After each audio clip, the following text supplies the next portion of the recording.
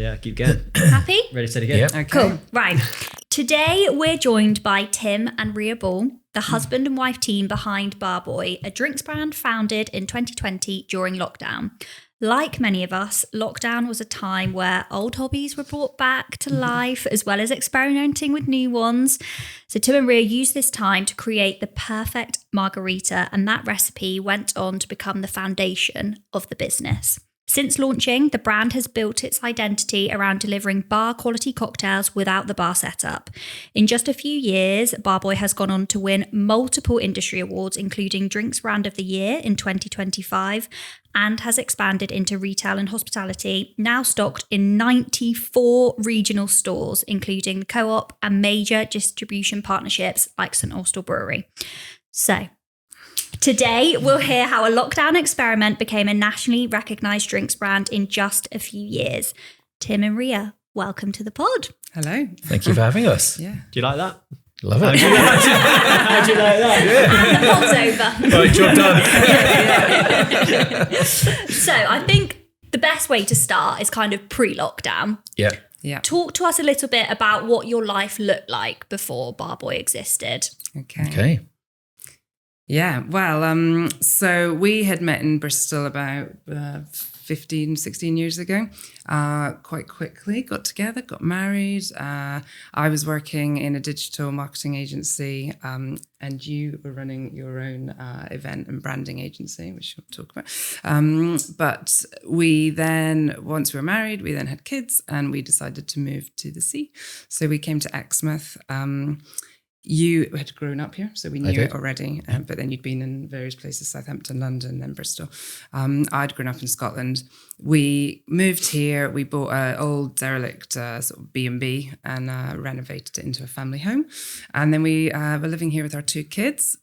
You were still commuting to Bristol to your business that you ran there. Yep. So weekdays were quite long for you. They were. Yeah. So I ran an event agency, traveling all over the world, working with really big brands, quite a few drinks industry brands as well. And my day would start at some god awful hour. I'd have to get up. I'd miss everyone waking up, but I'd get in the car and drive up the M5, do a full day's work, quite often travel again further into London or up north, or get on a plane. And so it was quite a brutal existence, but it was a really interesting industry to work in.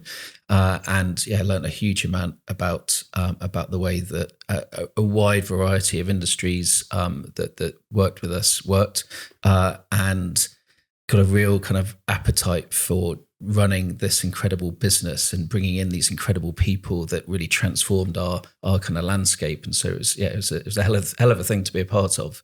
But it took lockdown to make me suddenly realize quite how manic my life actually was, and quite how much traveling I was doing. And I think I worked out that I was spending almost a day a week, in a car, and that was just no way to sort of be living. So it was a kind of a blessing in disguise, really, the whole sort of lockdown. The other trouble with lockdown is that I realized I'm terrible at doing nothing. and that's when really gets the fear, because when I'm not doing anything, I get silly ideas, and here we are today. Yeah, and this is one of them. Don't let him think. So Tim, when we'd moved here, then Tim was still going to Bristol, and it was long days, and then coming back, and we had two very young children, so a 2-year-old and a baby. I left my job in Bristol and then had a bit of time with kids, looking after them. But then Exmouth, moving here, I felt you had to be a little bit creative about what my job was going to look like. And at that point, I definitely wanted to work part-time.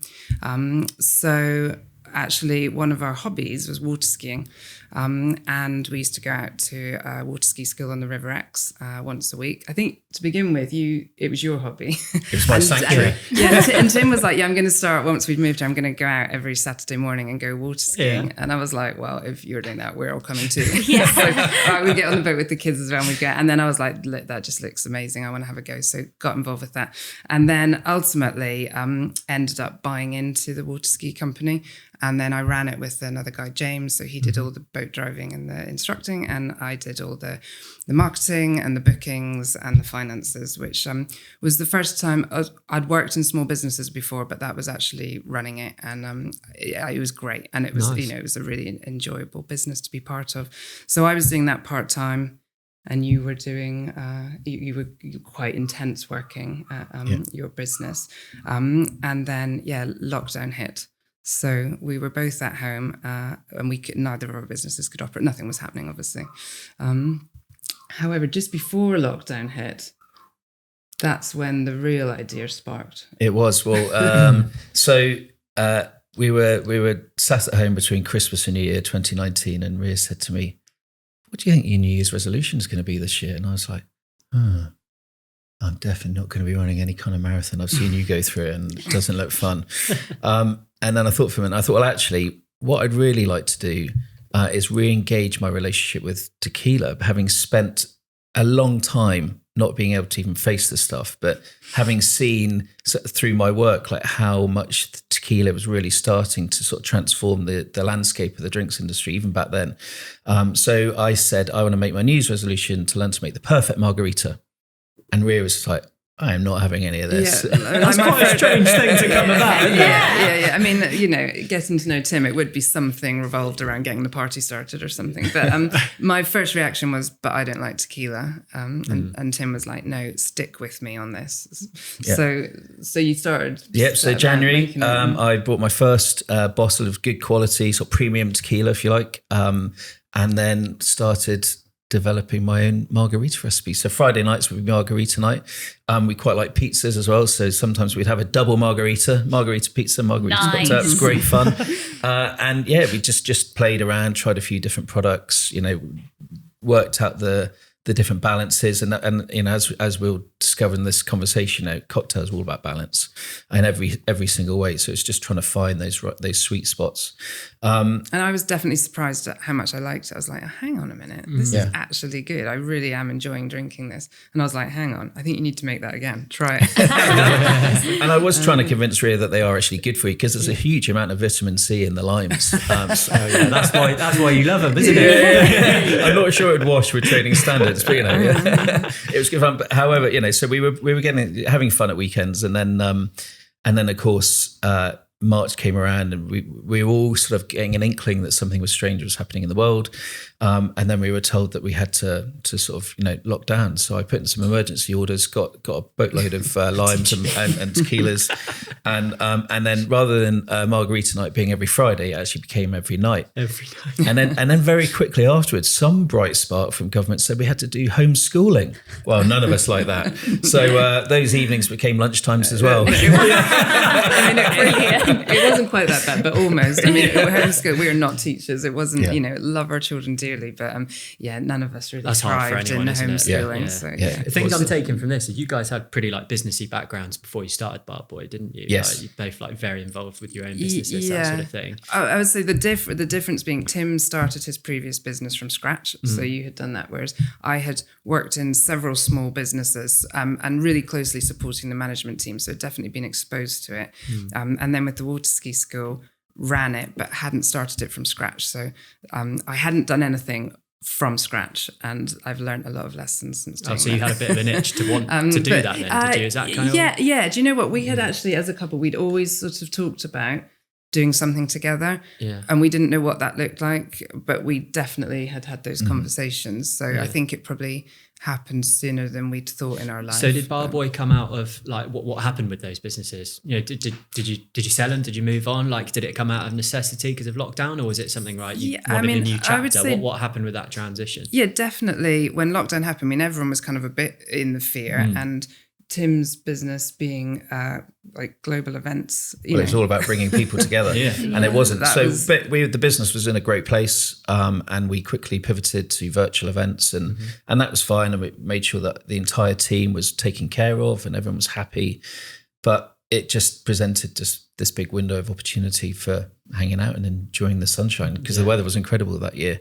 But really, as we'll delve into in the story, I think once we realised that we wanted to create a business out of this crazy margarita journey, that we we saw the real opportunity for it, our heads had been turned and we thought, okay, there's something to go after here.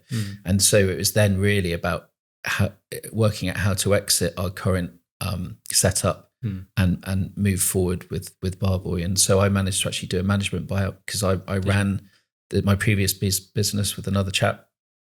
So we had a good conversation, and after a bit of backwards, we managed to agree as sort of a plan for him to buy me out of that business. So it's quite a risk, isn't it? I know lockdown was like, so many things were happening. Like it was a risky time anyway. But going from that to what you guys had before to then running something. Well, I actually really distinctly remember. So lockdown happened 2020, and I mean the summer was great. It was amazing, some ways. wasn't it? We spent it with our children basically on the beach. We've got little boats, so we were out on the water and we had like very good suntans that year. Like we'd had lovely family time, but then the schools went back in September.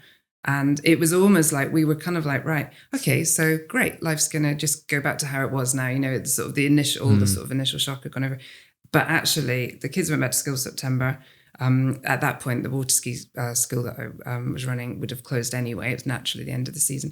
But the events weren't. So really, that September, a lot of businesses were back, but global events of, 2,000-3,000 people coming together still weren't.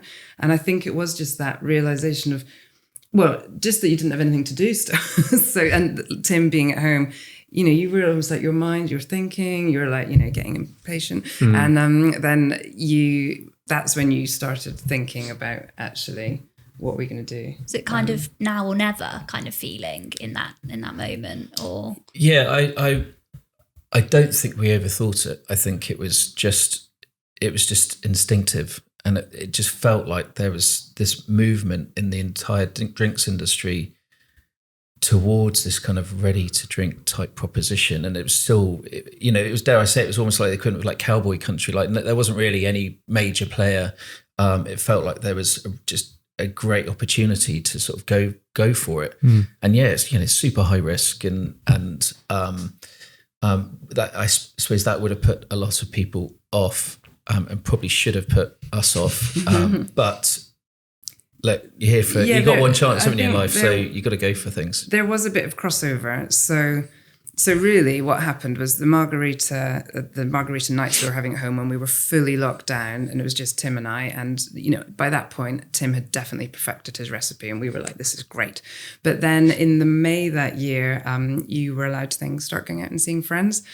We were like really overexcited, like mega excited. So we went down to the back beach in Exmouth. Tim took his entire cocktail bar set up and we were on the back beach with some friends. The sun was setting. The kids were like happy. They were on paddleboard. It was like a dreamy evening and Tim was shaking up margaritas for us all. And they were flowing. It was great. At the end of the night, the tide was coming in and we were all a bit sort of squiffy. And then all of a sudden the bar kit was like floating away. It was like, oh my God. So the next time we did it, Tim was like, do you know what? I'm just going to pre-mix them at home. I'm going to make the margaritas at home, put them in a thermos flask, take them down and I'll just pour them out. So you did that a few times and it was just, it worked. I was going to ask that because you kept saying about the opportunity of like pre-mix and that sort of thing and how you spotted it. And I was going to ask, like, how did you spot it? Because I wouldn't have seen it. But that story sort of sums it up, doesn't it? It was out of your personal experience. Don't get me wrong, pre-mix was happening, probably a bit more behind the scenes, just business to business, rather than there wasn't a consumer-facing pre-mix so much. There was, but not nearly to the extent that people would know about it. But yeah, it was literally Tim putting it in a thermos flask, taking it to the beach and going, God, this is so easy. And we can have this perfect margarita wherever we are. And then like our friends were like, this is great. And it just got the conversations about it and everyone was like, my God, you should bottle this. And it was like, yeah.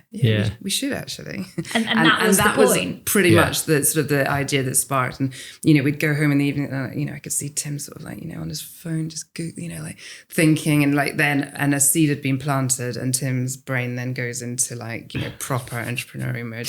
And so I think that was like September when you were kind of then like, right, I think we should sort of do this and started ordering bottles and things to the house. And then by the October, we were like, actually, okay, let's do this. What do we need to do to set up a business? And it was well, we said set up a business, but it was always going to be a side hustle business because we had the other things going on. And we, it was literally like Googling, how do you, what is the legal things around, bottling and selling cocktails. We knew we'd obviously have to get an alcohol license and things like that, but obviously there was more that it went into.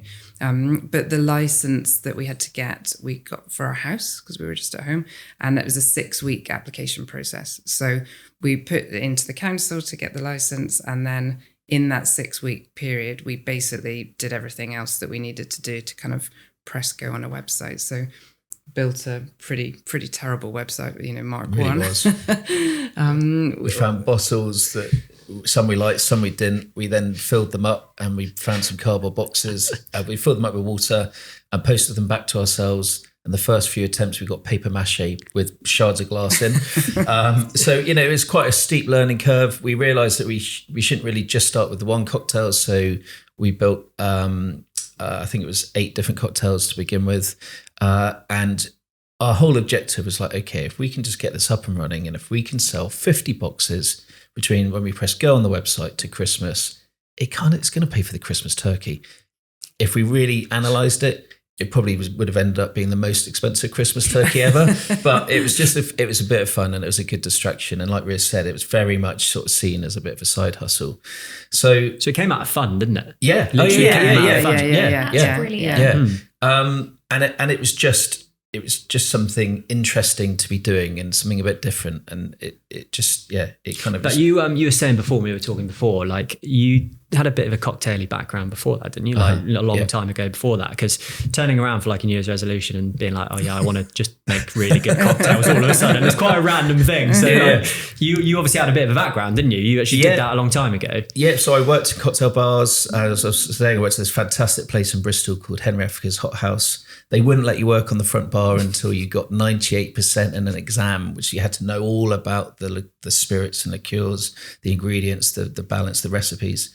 And so that was a great sort of training period for me. And then when I set up my event business, I very quickly realized that the event bars that were on offer were terrible. So I sort of set up an event bar side of the event business, and that sort of flowed really, really well for a really long time. We worked with incredible drinks brands like Louis Vuitton, Hennessy, and all of their various spirit and champagne houses. So from your previous experience, you did have quite a good bit of knowledge on on the tools, so to speak, like making the cocktails, but also a bit of the distribution, suppliers, that sort of stuff. Like and that must have helped massively. The biggest thing I got involved with was the London Olympics. So we ran all the bars at 5 of the sites, and the biggest one, I suppose the most prestigious one, was Horse Guards Parade, where the beach volleyball was. Right. And so we were there.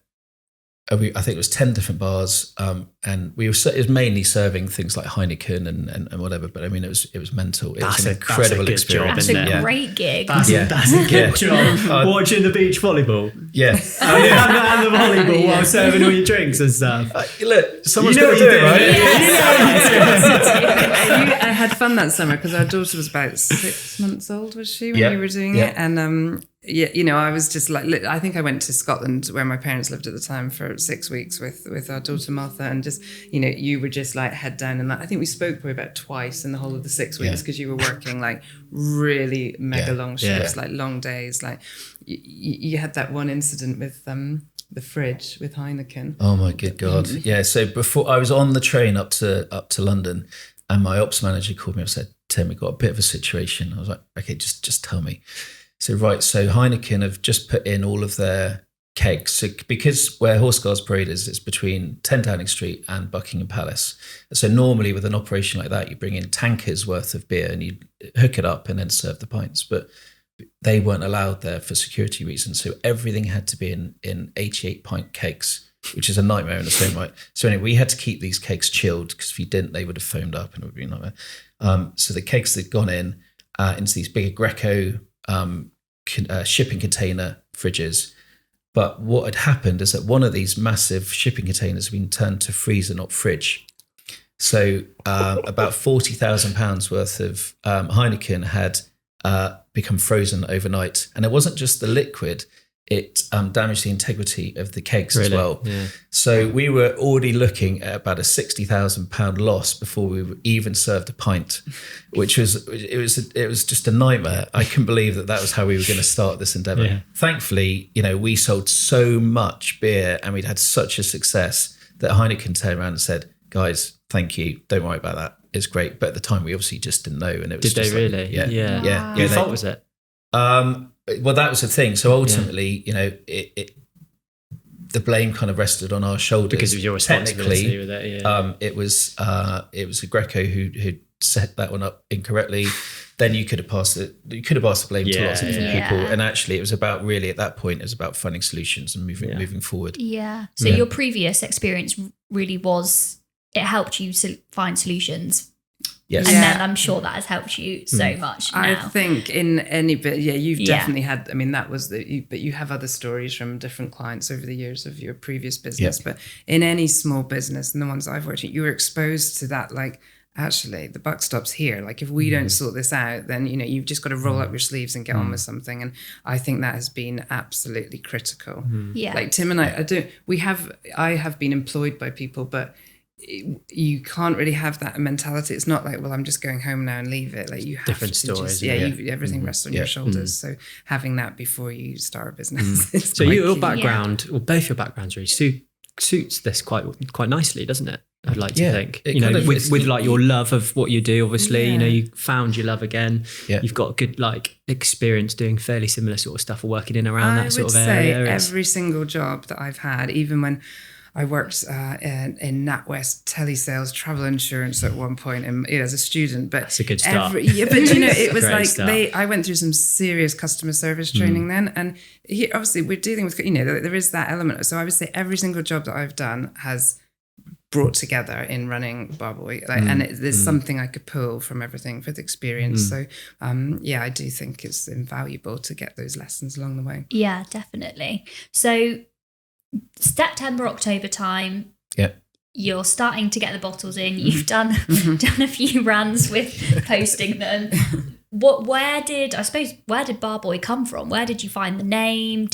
Was that kind of one of the first steps, or did that come later down the line? What was happening? Speak to us about that. So the name. So going back to, we obviously love water skiing and we like slalom skiing, and you ski around a series of buoys when you slalom ski. And so our surname's Bull, and so my Instagram handle was Bar Buoy, but Buoy.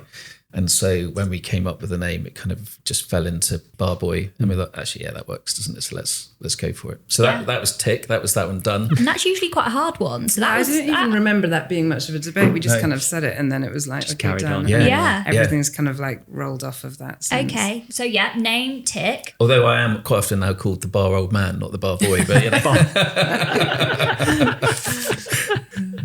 that's good. So name tick. Yeah. What was your next step after that?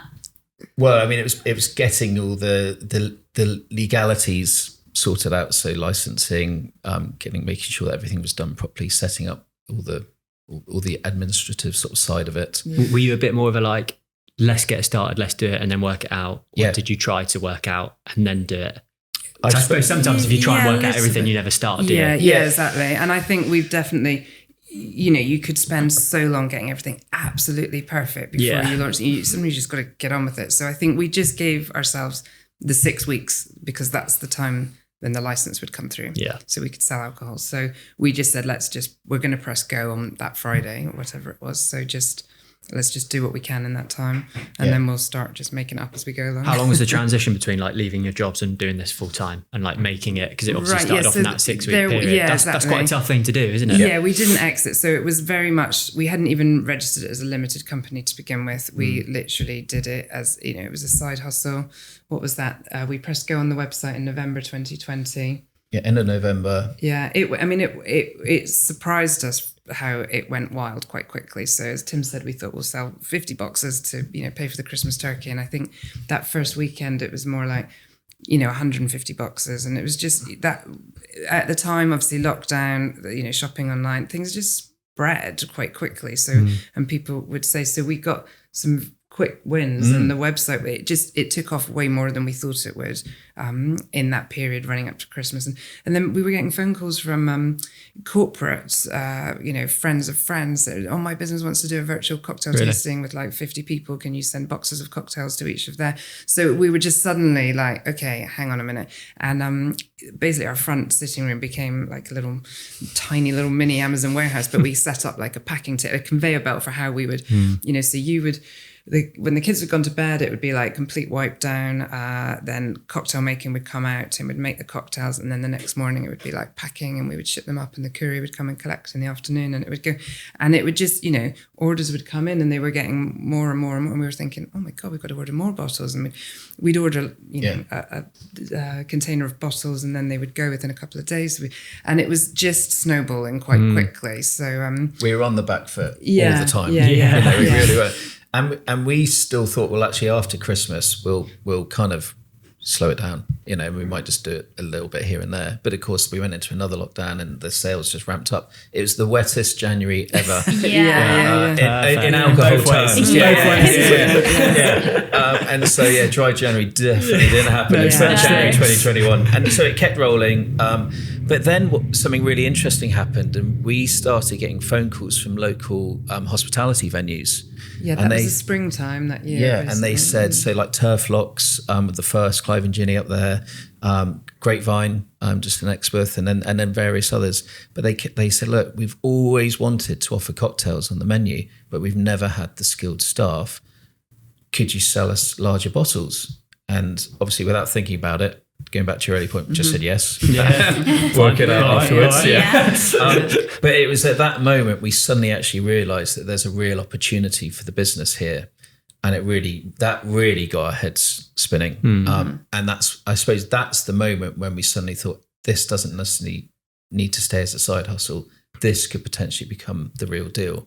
And I suppose it was at that moment that we then started really thinking about how we could then start to exit the business. So and that took a while. It did take a while. And why didn't it stay a side hustle?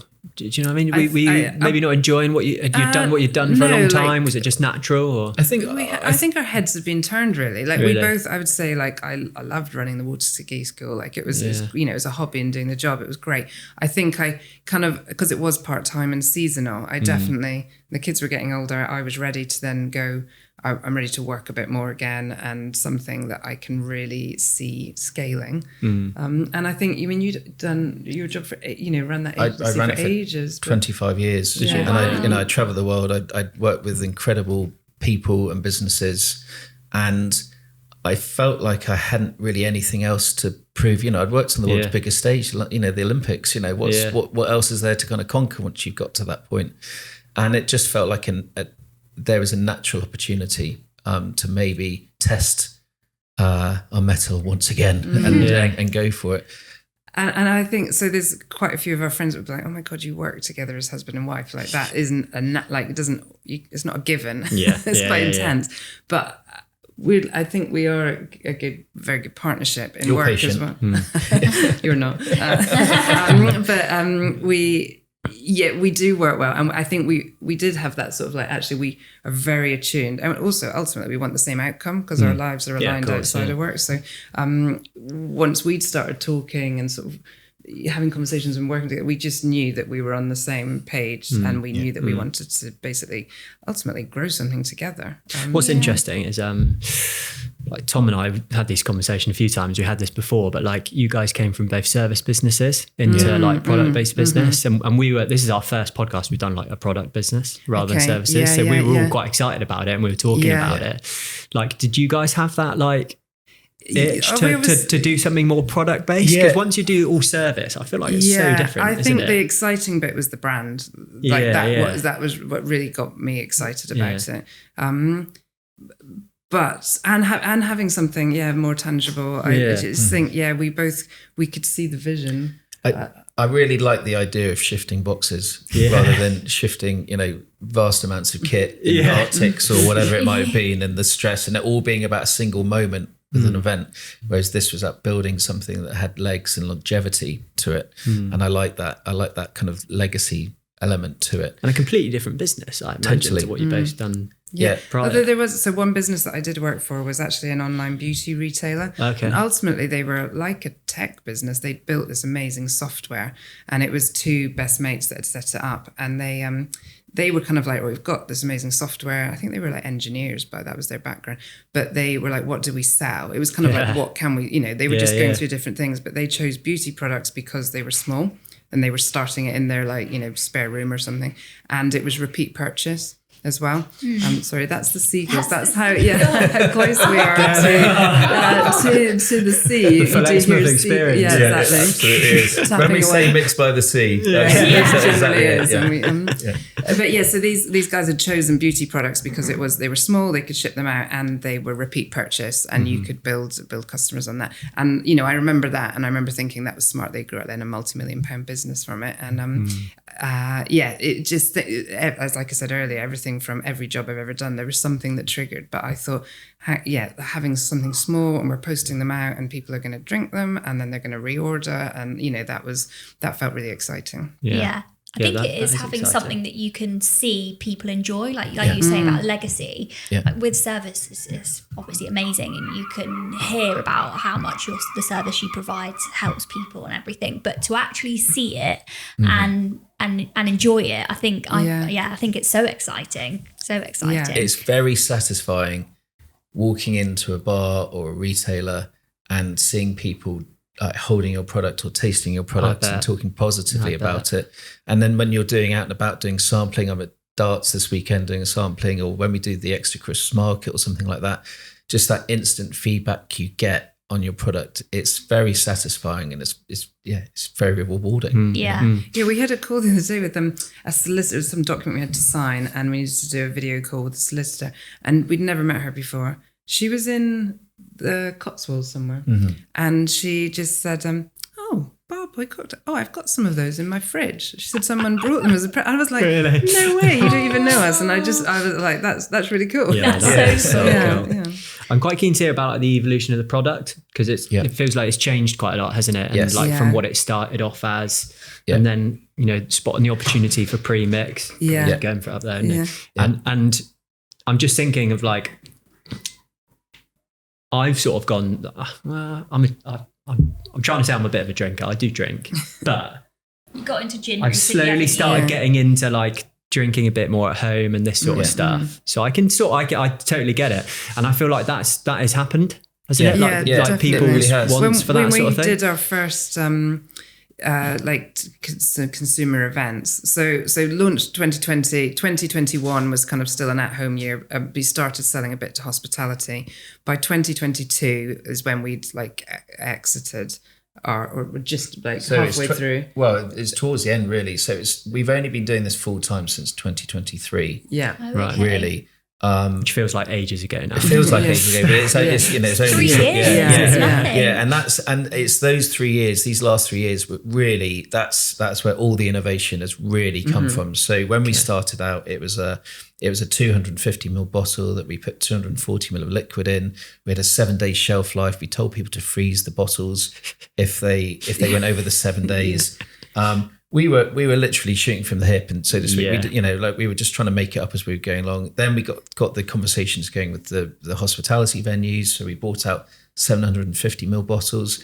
Now, all this time, we didn't even know that those were the incorrect formats for alcohol products. So we had to, technically, you should have been serving it in 50ml, 100ml, 200ml. There were set measurements. Yeah, so both of the measurements were incorrect. If a drink's over 15%, then it's a spirit. It's classed as a spirit. So anything over 15% has to be sold in certain measurements, like Tim said.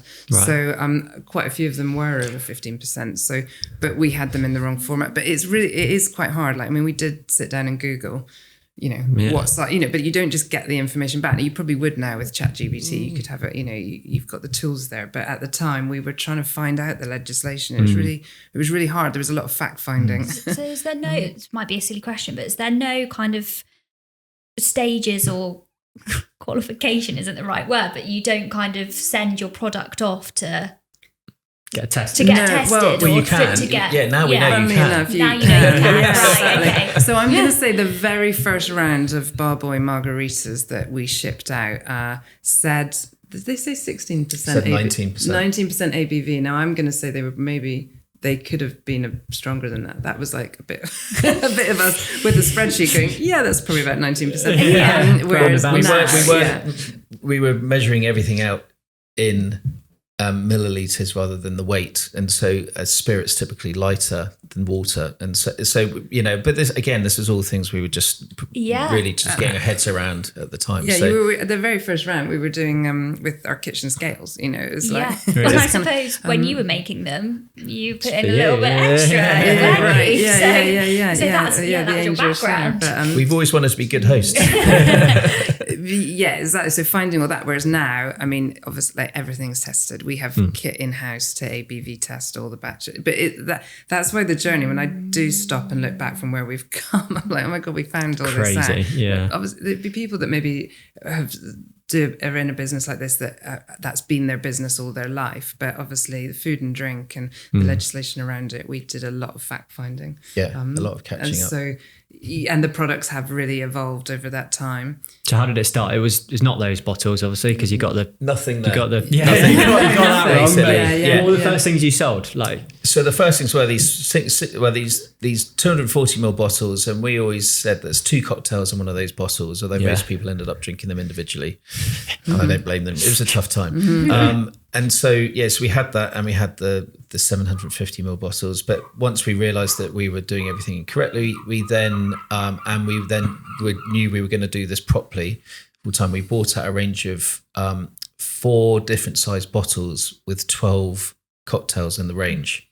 So we had a single serve 100ml bottle, a sharing 200ml bottle, a half litre bottle, and then a litre commercial bottle, sort of really designed for trade. But that meant we had 48 SKUs, and we thought that's great. That's brilliant. Something for everyone in there.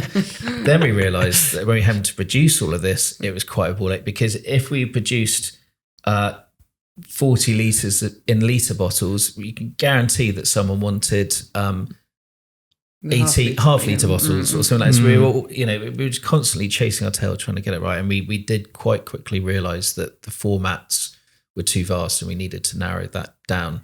So initially we dropped the 200ml bottle, and then eventually we dropped the 50 CL bottle, the half litre bottle. But really, and for a while, we'd really seen that cans were the future. As we were talking about earlier on, and you recognise it, they are a versatile format. They can work across so many different settings, and that's the route that we really wanted to pursue. However, we weren't about to go and buy our own canning line, because you need at least £500,000 investment. You need additional warehouse space. You need oodles of power and skilled people to operate that. And so that just wasn't really an option. We knew that there were some fantastic canning partners reasonably locally, and we reached out to them, who were all flat out at the time, because some people were sort of ahead of the game, but they also didn't necessarily have the capacity to deal with any kind of volume. But then what they did say is, actually, if you do want to do it, that's fine, but you need to do 1,000 litres minimum. And that quantity to us was outlandish. I mean, 1,000 litres of one cocktail, so that would be 8,000 litres or 12,000 litres. Like that, that would have blown every single bank account that we had any penny saved in. That would have just, we wouldn't have had the storage space for it. We wouldn't have really sort of known what to go, but we knew that eventually that's the route that we wanted to go down. And so we kind of subconsciously, to begin with, started working towards that. And then really when we realised that if we want to grow this business, that's the format we've got to be in, then we really went about finding out how we could go about doing that. Who did you start when you first started it? And what were the plans? But who did you start selling it to? Was it to wholesale? Was it B2B? Or did you always have the plan of selling it directly to consumer? What were you hoping for, and how did it evolve from that?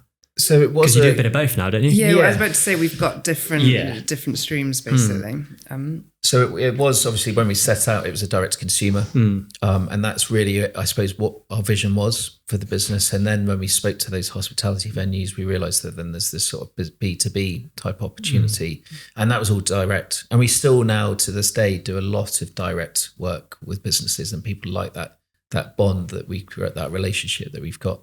But really, to get the scale we've had to look beyond that, and and that's why we now work with some fantastic wholesale partners, whether they're drinks industry wholesale partners like St Austell, or more locally someone like Regency Wine, to food service type businesses like West Country and Cater Food, who are, really sort of help to open up the door and in fact give us wheels into all those nooks and crannies around Devon and Cornwall and Dorset and beyond.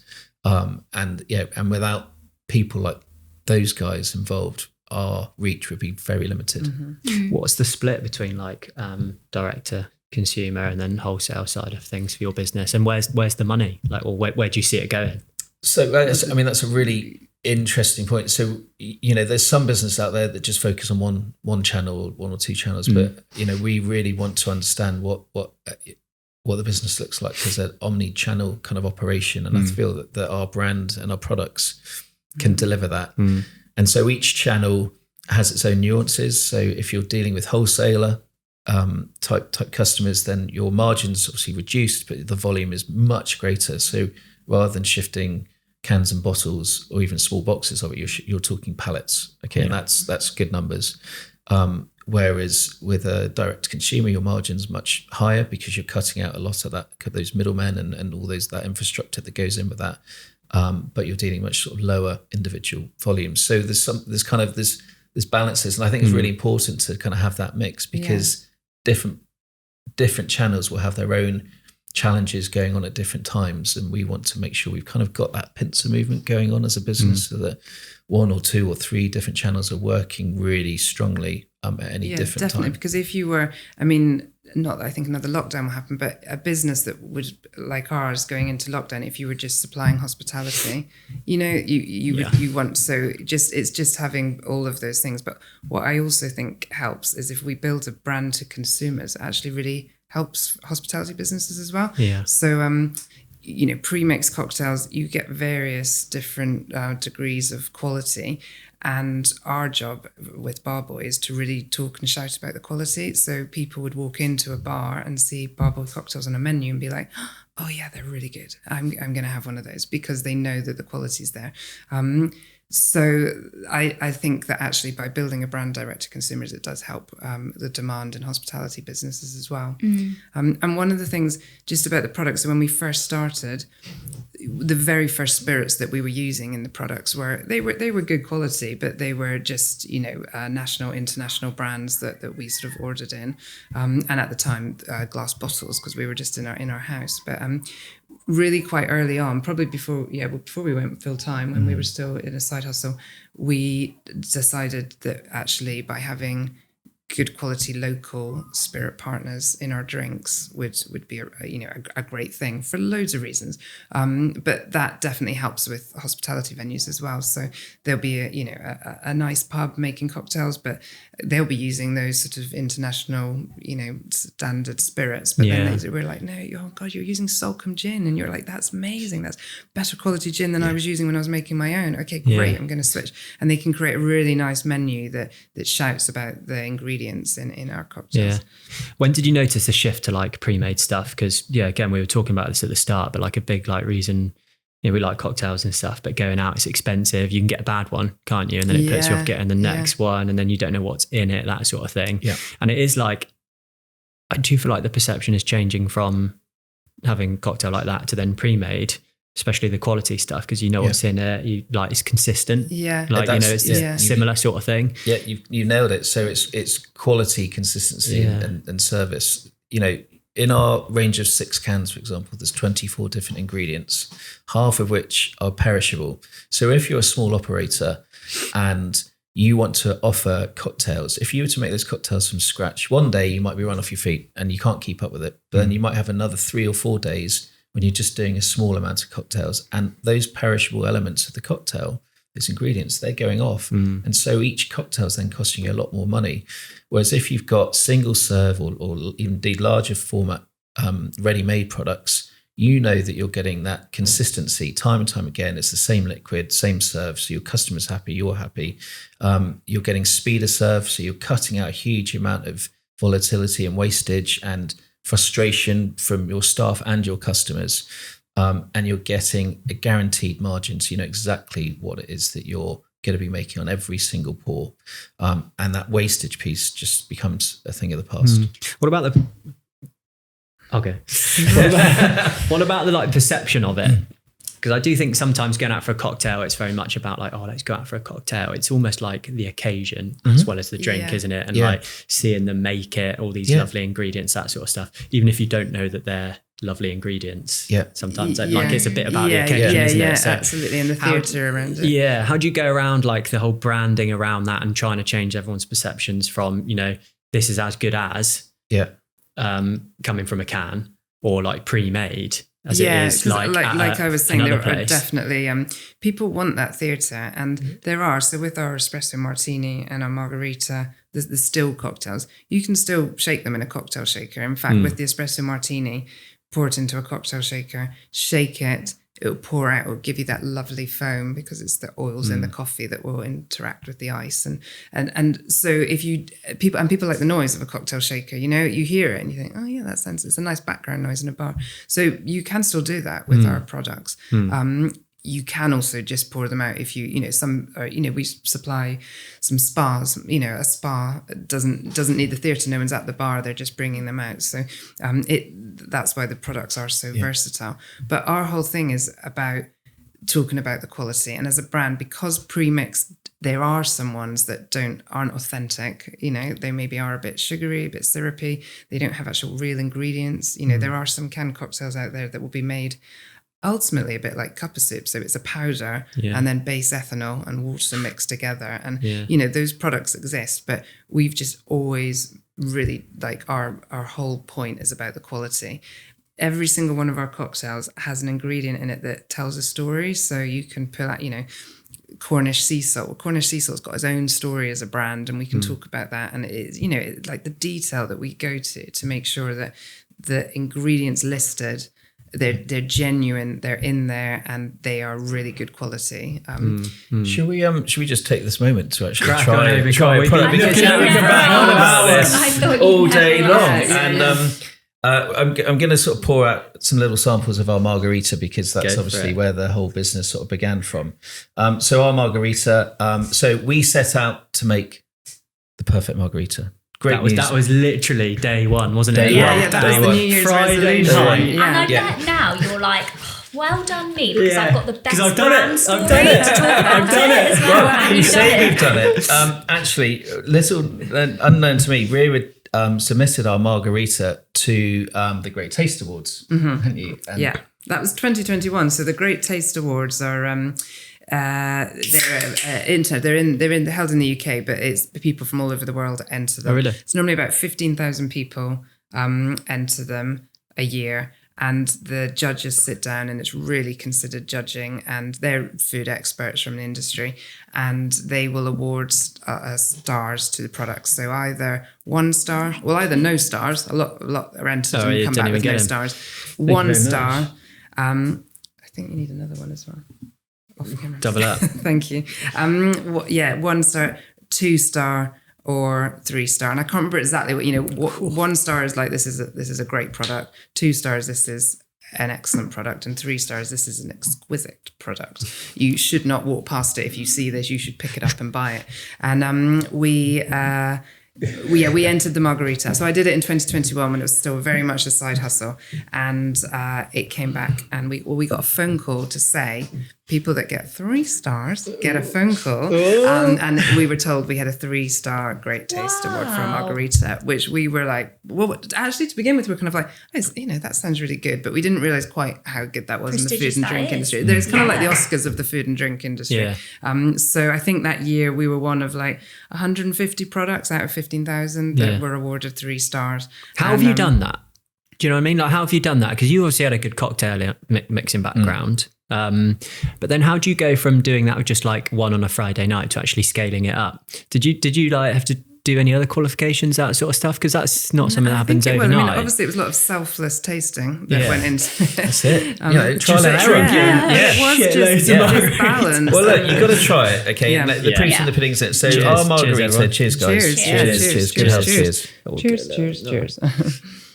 I mean, I've already tried it. I didn't wait. Straight in. Oh. So there you go. So this is a proper, authentic, high quality cocktail. We use the very best spirits and ingredients. We use Los Arcos, which has got its own lovely story. It's an agave spirit. Triple sec that's made specifically for us by the guys at Tools Distillery in Dartmoor. We get fresh lime made for us by some chaps in Newton Abbot. We use Cornish sea salt. We use organic agave nectar. And we use a splash of South Devon Chili Farm chili. So within that margarita, you're getting all these lovely layers of flavors. And then just at the end, you're just getting a little bit of saline followed by a tiny bit of heat. Yeah. So we call it a complete margarita. We didn't call it a spicy margarita or anything like that. It is a complete margarita. You can drink it straight out of the can, out of the bottle. My preferred way to drink it is in a rocks glass over ice. I was going to ask that. You quite like it in a kind of classic martini glass. You can put it into a slushy machine and make a frozen margarita if you want to. But yeah, margaritas, it's just a fun cocktail. Doesn't take itself too seriously. It is fun. It brings a smile to everyone's face. It's when easy as well, isn't it? It's easy. Like that. Yeah. That's really fun. I tried to get into whiskey like a couple of years ago and still got 10 bottles of whiskey. Big emphasis on the word tried. I thought, that'd be a nice thing. It was a bit like a lockdown thing for you, actually, but I never actually liked whiskey. I flipping hate it. But I can see myself getting into cocktails now. There's so many great stories, with cocktails. There's such good history around them.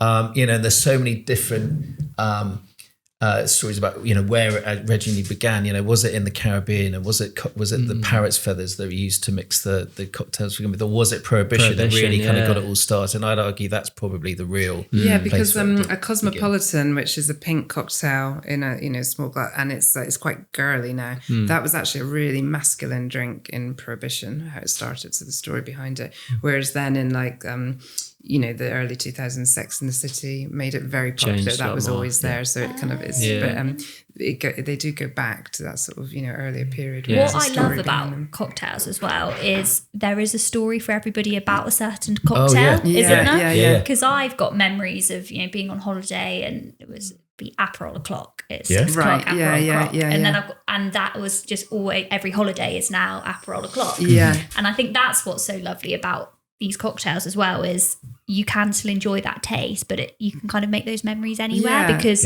like you realise when you're on the back beach in Exmouth that you can't take your whole cocktail kit down every time you want a cocktail, but sometimes you do want to make those memories that last. You know what I mean? Absolutely. Yeah. I think from a business point of view, it's quite clever as well because you have got lots of different ways of selling it and to different people. But who's buying it? If you know what I mean, because I know you can sell it to lots of different people. Yep. Is it people going from they don't want the hassle at home more so of making a cocktail, or is there more the opportunity, the wholesale, where it is the quality and the ease and the scalability of it now more so than just other cocktails? I think that they're both an opportunity. We haven't even scratched the surface. Really. Do you think? There's really? Still, so much more to do. So the at-home market is definitely that it's big, and as you said, eating and drinking out it is expensive. So people do want to have them at home, and we were talking earlier about single serve. Single serve is big at the moment. So gone are the days where people do still buy and drink wine, but there is a trend definitely to not opening a whole bottle of wine on a Friday night, and you don't have to drink that. So it's having that just those portions, almost like portion control. You know where you are with these single serve cans. We do have a saying that, one's not enough, two's more than most, and three you're under the host. But you could have 2 or 3 cans of cocktail and that's nice, and you know exactly where you are, or you could just have one. So I think people are drinking more like that. And also then with the cans, it gives people the chance to choose the drink that they want. So you can have a selection of them. Tim might pick up the Negroni. I think you mentioned earlier Negroni wasn't for you. Is that Not right? for me. So you can, is it for me. there is a choice. So by having them, we sell a party box online, which is I was going to ask 30 that. cans. So it's 5 of each of them. And it does really well because you can buy it in and then it's just in your fridge and there's choice for everyone. Yeah. But that does really then translate through into hospitality. So a single serve, you can serve it from hotel minibar. It stacks brilliantly in a fridge of a small operator. And you will find our cans now in beachside cafes through to 5-star hotels and everything in between. Very popular in casual dining. Very popular in all sorts of weird and wonderful environments. and retailers as well. Independent in particular, they really like them. We had a great opportunity with Darts Farm where they were not convinced one bit when we first started, but they gave us the opportunity to come in and sample. And on the back of the sampling session, we would then be told if we could be stocked or not. So we were like, right, let's go for it. And Nick Pring is a legend of a man. He's now retired, big cider sort of background. He was really doing his best to get his head around this whole pre-mix kind of cocktail option, but he was willing enough to give us a go, and so we rolled up our sleeves and we absolutely we knew we had one went for chance it. there, and getting Darts as a first retailer was, that was great. Huge. And we took loads of stock. We sold out that day. They put in a massive order on the back of it, and they've been faithful, brilliant partners ever since. Wow.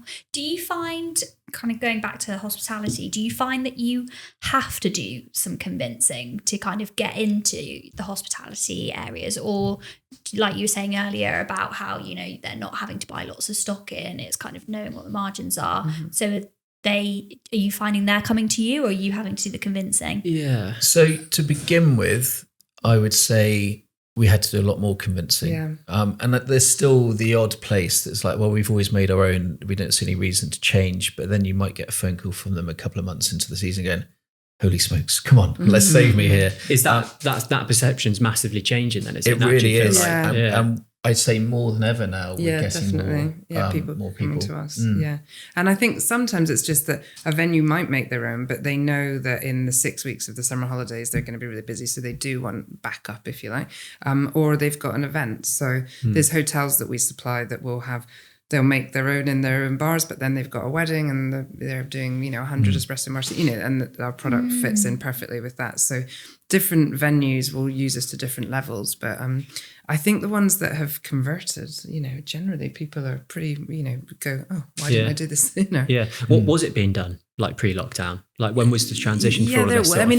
It did exist. Been done badly? There was probably one or two good businesses doing it, definitely, and it did exist. I think it didn't exist in a consumer-facing way so much. I would also say there are a lot of badly executed pre-mixed cocktails out there, especially today. I mean, it's a vast amount. You go into any supermarket and there's such an array of these cocktails and all sorts, and it's how do you navigate that sea of options in front of you, and that's a real challenge that we face. But we know that because of our provenance and our integrity and our locality, and our desire for authenticity, that our product is exceptional. But it's convincing people to pick up the product in the first place. And as a small business, that's obviously a massive challenge, because we're dealing with much larger players that might have huge marketing budgets to ram their product down people's throats. And then we don't have the same level of budget to compete with that. So we're kind of, we're challenged by that. That's probably our biggest hurdle from a retail perspective, particularly right now. So how are you kind of doing that? We were hoping you could tell us. Yeah, exactly. I mean, we do talk, like in our narrative, it's a lot about, we align the brand with quality. So whether it's just email marketing or on our socials, we talk about quality and balance. Those are the two sort of themes. So the balance comes in two parts. First of all, the balance of the cocktail. And so take a Negroni. Negroni's got 3 ingredients in it. It's gin, vermouth, and bitters. We use Salcombe gin, which is excellent. We use Nitor vermouth from Cornwall, which is an amazing winery near the Eden Project.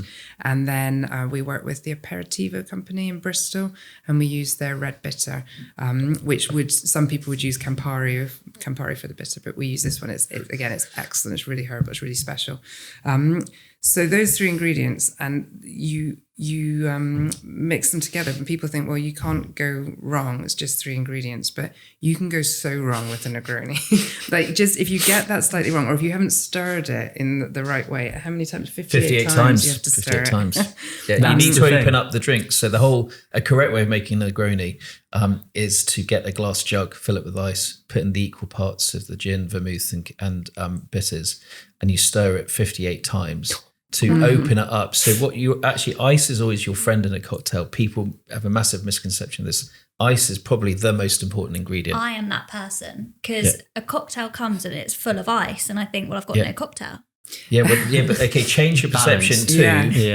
Ice is actually your friend, because what ice is doing is it's slowing down the dilution of that cocktail. So it's the more ice you've got in it, the truer reflection of that cocktail you're getting. Right. But so more ice better. More ice is better. Absolutely. If you only had like 1 or 2 ice in cubes, the right cocktail, they will dilute your drink very quickly because they melt. If you've got a whole set of ice, it's just going to stay as because a cocktail is only ever going to be made in a certain way. So you just end up with the same amount of liquid, but less in it. But the more ice, the better. But with a Negroni, you kind of want that ice. You want a little bit of dilution, because that will open up the spirits. You talk about that with whiskey, okay? You put a bit of water into the whiskey, it really opens up all the flavours. And it's the same with a lot of these things. You need that little bit of dilution to work. But what a lot of people do is they just get the 3 ingredients, chuck it in a glass, and away they go. And then they have that first sip and they go, good God, what is this? Whereas actually a true Negroni is about being made properly in the glass jug, 3 ingredients, stirred 58 times, poured into a glass over ice. Then you sit back, you take in your Tuscan sunset or your Amalfi Coast sunset. That first hit or 2, Exmouth sunset, that first hit of that Negroni, it's really strong. It takes the edge off your day, resets you for the evening ahead. And then as you're holding that glass in your hand and the sun setting and it's warm and the ice is diluting even more and it's opening up that drink even more, the flavour profile of that Negroni is very different from that first sip to the last sip. And that last sip is quite lightweight and very Moorish, and it makes you want to go back for a second. Right. So okay. So that's the example of Negroni, but all of the cocktails have a different story about balance in them. So that's the first part of us with balance. The second part is that and this is very much where our personality comes over in the brand, is that life's about balance. So, we're not the type of people that would just, lie around on the sofa drinking. It's like you work hard, play hard. Exactly. Basically, we say you earn your cocktails. So a perfect day for us would be that we have just been out on the water. We've maybe done some water skiing. We've done some sea swimming. We've, played on the beach with the kids. Then it's like that sitting down at that sunset moment and you've earned your cocktail. So life is about balance as well. Earning the cocktail. So the drinks nicely balanced, life is nicely balanced. So we talk about that, and we talk about the quality of our ingredients a lot in our marketing chat. And like Tim said, we don't have huge pots of budget. So it's just getting out in the right places. And we do a lot of consumer facing events, and we talk people through shorter versions of the stories that we've said today about the sort of detail that we go to, and then we get Bar Buoy fans basically. And do you feel like that's really helped? You've got a bit of a fan club. Yeah, definitely. And I think so. We've done the extra Christmas market for a few times. What's this, for 4 years? 4 years now. And the last year we went for a much bigger chalet. And we had people that, coming back and saying, oh, this is our tradition now, coming here and buying your cocktails. And, it's like, okay, you've done this before. And, repeat customers and lots of great feedback. And, when we're out there doing a consumer event, it's great because you get a lot of feedback. And over the year, when we first started, and you're sort of thinking, should we do this? Is this where are we really going to jack in our day jobs and and sort of do this full time?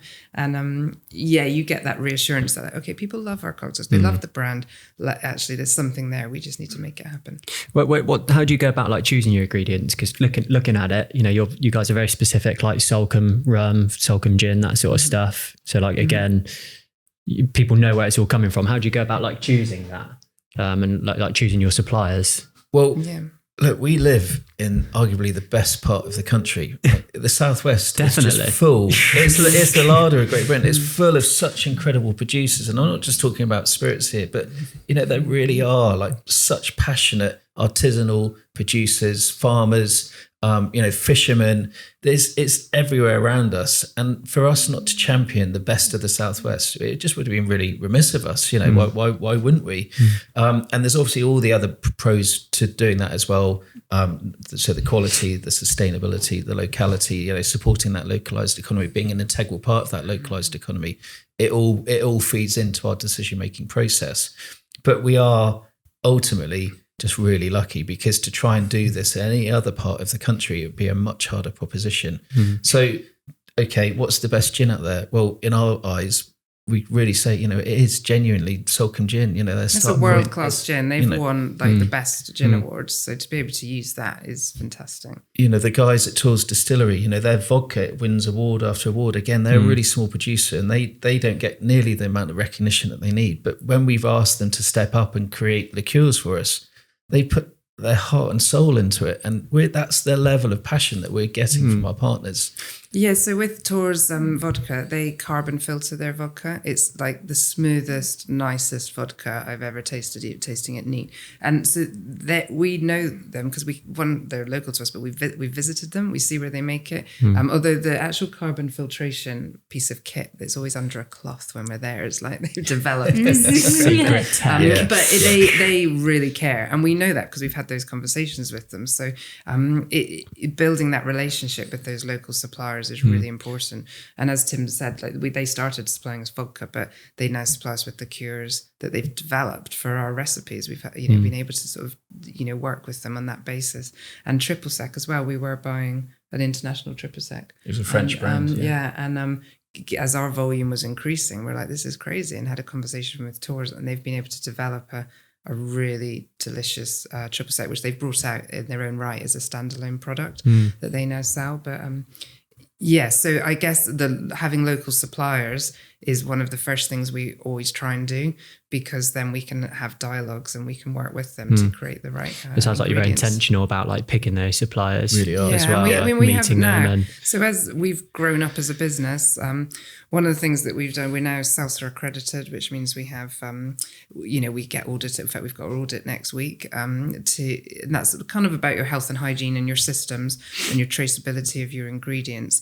And we also use a piece of software called Brew, which was actually designed for brewers, but we've developed it to use for cocktails, and that's fantastic. It gives us so much data back, and we can see, everything, all our traceability. But having all that information really helps us to then be able to pick suppliers and work with them. And as part of those processes, we've now got a supplier sort of auditing form that I, send out to everyone once a year, and it asks them loads of questions about their business and what accreditations they have and where they get their raw materials from. And so then we've got this, very, traceable sort of supply chain, and we know that everything's sort of well sourced as well. With your suppliers, sorry Maddie, I'm jumping in again. You go for it, on the subject there, but I don't know what the plans are for Bar Buoy, obviously, but and I don't know if you want to go big and global, that sort of thing, but having such small local suppliers, is that scalable for you guys? Can they deal with that sort of stuff? Is that what you want? Yeah, every single one of those suppliers, if you ask them to produce larger volumes of liquid, they'd be delighted. Of course they would. And isn't it better to work with partners like that they can see some great upside at the same time? And so let's grow together, let's scale together, and let's seize the opportunities. And of course, there might be one or two that we have to readjust. If we were to ever start looking overseas, we might want to sort of mirror the style that we approach things and use local partners over in those territories as well. So there's lots of opportunities, but really, this is about championing the Southwest, bringing out the best in the Southwest, and pushing that out there. I don't know whether this is right or wrong for me to say, but is it more expensive to champion the Southwest for yourself? Yeah, absolutely. If we were run by an accountant, they would be spitting feathers. Let me tell you, we definitely choose quality. And we will never compromise on our products, and that is fundamental to our very DNA. We need to know, and we need to be convinced ourselves, because we are our own biggest critics. So unless that product is absolutely A1, it's not leaving this door. It's not going out the door, and we sacrifice margin to do that because we know there's a finite amount of space to maneuver within the price brackets. But we would rather hold our heads up high and know that we are serving a fantastic product than cower in the corner hoping that we're going to get away with it. And that's the same about some of the sustainability pieces in our products. So with the 1 litre bottles, what looks like a sort of plastic seal on the top, it's not a plastic seal. That's you can put it in your compost. It's actually made from wood pulp. And it goes on wet and then it dries naturally. So it's more expensive per unit to buy in for the bottle, and it's more time consuming. Putting it on, there's not a machine to do that. So, but that's right for us. That sits right with us. And was there a point, because I know you're saying this is kind of going a little bit backwards, but when you were looking at the cans and everybody wanted you to order however many litres and it was quite a big jump, was that the point that you started using local suppliers as well? Or was that like a move afterwards when you realised how well the cans are doing? At what point were you making those big changes that you could... That makes sense. Yeah, we were using local partners pretty much from the beginning. So after the first 6 months, we pretty much nailed. When we moved out of our house, so we started around the kitchen table. Then we went into a very small little commercial unit around the corner from our house, and there, although it was still a side hustle and we had other jobs, it was in that place that we started using. Just trying to have conversations with local suppliers, and then now we've moved in here and. They came with us, our suppliers. Yeah. Nice.